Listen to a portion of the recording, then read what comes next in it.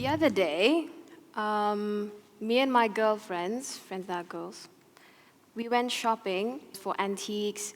My besties, they were looking for things for their new house.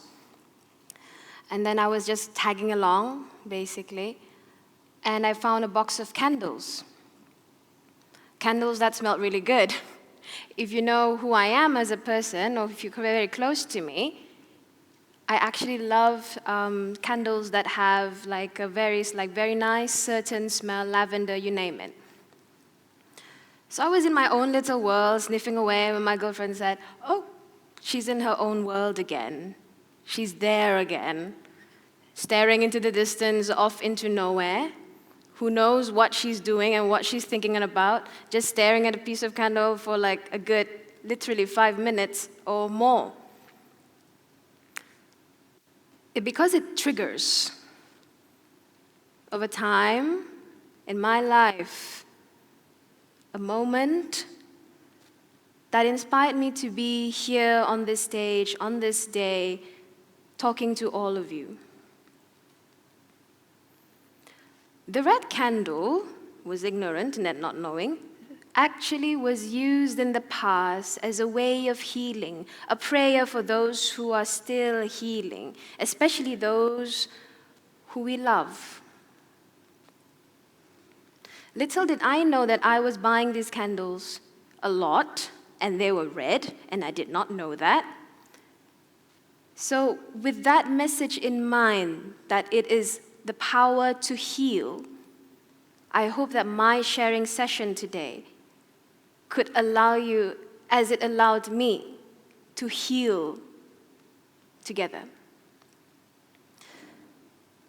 There was a research done in the University of Sussex, United Kingdom, a research center dedicated towards kindness, the kindness test, as they say, led by a federal doctoral candidate, Jess Cotney, supervised by Professor Banerjee. They did a test, and they wanted to see adolescents' concept of kindness. Aren't you curious to see what the future has thought on kindness? Some of the questions that were being posed here in the research article that was given and published in 2017 was, what does kindness mean to you? What are the acts of kindness? How do you view kindness? A lot of answers were given by this beautiful generation of students. 6 focus groups, 32 people from across the schools in the United Kingdom, ranging from not more than 12 years old and about to 15 years old. Some of the responses they said were, the other day, which was recorded, the other day, I was doing my daily walks, going to the restaurant, trying to get a meal for myself that I got from the stipend given by my parents. Along the way, I saw a homeless man, and I felt bad. And I had the urge to give him the money instead of going to have my own lunch. To me, that is kindness, said a year 10 female.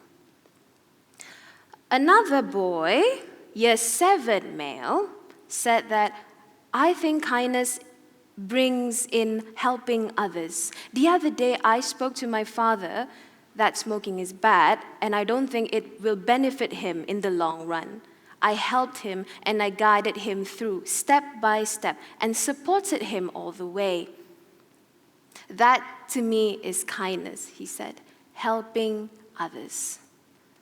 A lot of these statements given by these children confirmed and reaffirmed my career choice as a teacher and in shaping the future's framework of our children and our children's children in hopes that it may sustain and relate to a better well-being of not just our community through kindness, but also to other nations, our nation, and hopefully the world. Another aspect is because maybe once upon a time, we were them, weren't we? We were them. Once upon a time, we were young. I was young, like them. The mindset was different, but we were young once. We knew what it felt like. When I was their age, maybe I've drifted too far off.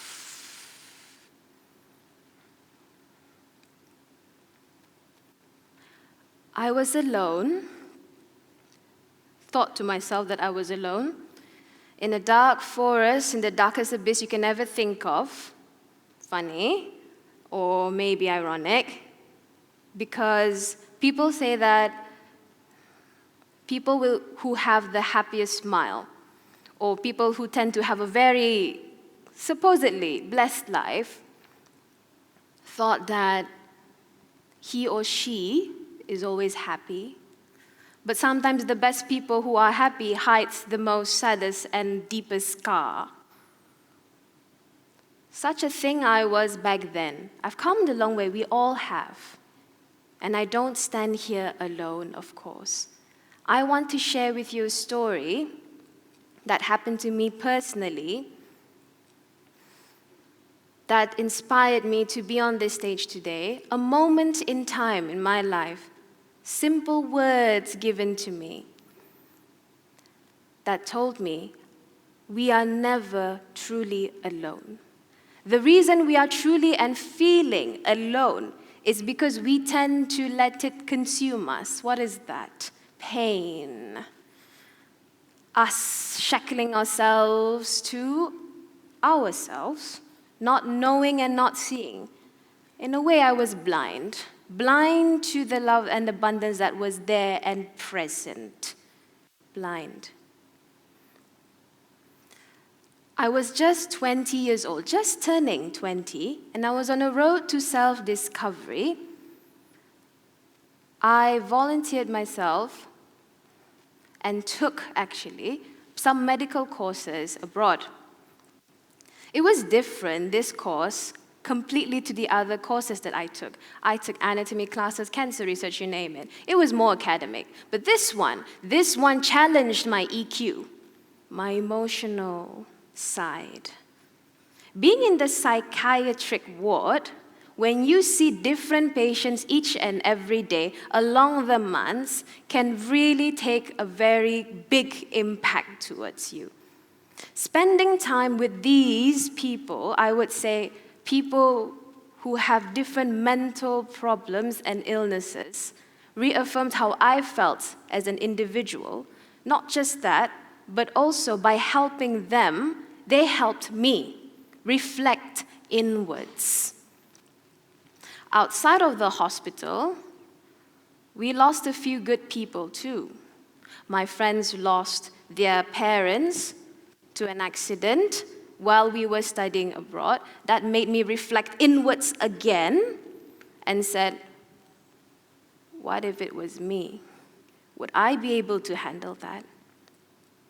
I started to realize by being far away from home, from my people, from my family, my friends, it has helped me reflect inwards to show some mercy and kindness upon myself, with the hopes that what I'm hoping and sharing today will guide you forward. You are not truly alone. We are never truly alone. All we needed to do was to just open our eyes and look around. We are not alone in this dark forest. There are others as well. The power and the gift of kindness can last a lifetime. Do kindness upon you with knowledge of the fact that someone may do for you the same. A quote from Lady Diana. The power and gift of kindness to free yourself from the mental shackling. We were on a final day at the end of our abroad program, all 5 of us on the train station saying our goodbyes. These friends I may not see again, ever, in my life, some I still keep in contact. One of the last few words that was given me that changed my life today, even though this happened when I was just 20 years old, one of my friends said, "Light up the world around you. Continue to do that. You light up the world around you. You have the power to do that." A small moment, transcending life, transcending my life.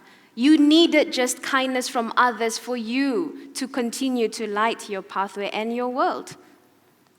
I don't stand here alone. I stand them with them. They are here with me. Unfortunately, that was the last thing my friend has ever told me. The words carry forward, and I stand here today saying the same to you so that I may light up your candle. You are not alone. The gift and power of kindness will transcend time. It will transcend our children's and children's time. It will build the framework that we need to sustain. What we have now, we can build and create and sustain. But what we instill in them is very, very important. Because to me, the children, they're not just the key to the future. They are the future. They have the capability to do many great things. And kindness starts inwards.